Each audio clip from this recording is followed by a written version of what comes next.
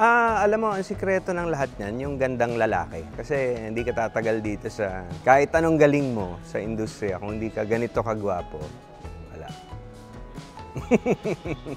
Favorite song ko? So, kanta ko na lang. Hi, ako po si Jano Gibbs, one of the judge detectives ng Masked Singer Pilipinas Season 3.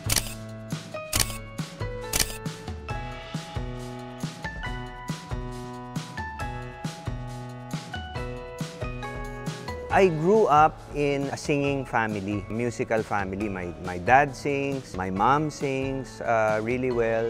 From yung may malay na ako ng konti, naririnig ko na yung mga music na pinapakinggan nila at sila naririnig kong kumanta. So, yun, nakikisabay na ako. Alam mo, ang sikreto ng lahat niyan, yung gandang lalaki. Kasi hindi ka tatagal dito sa kahit anong galing mo sa industriya, kung hindi ka ganito kagwapo, wala.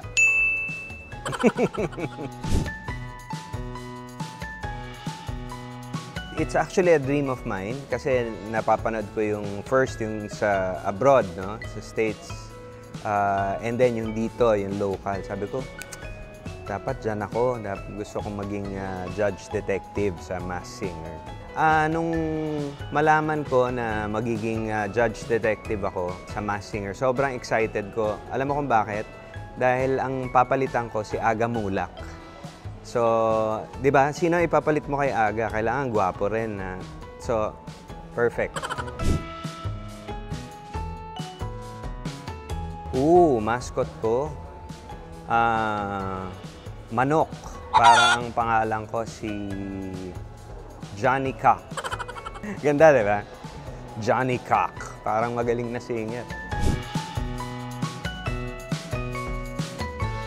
Favorite song ko?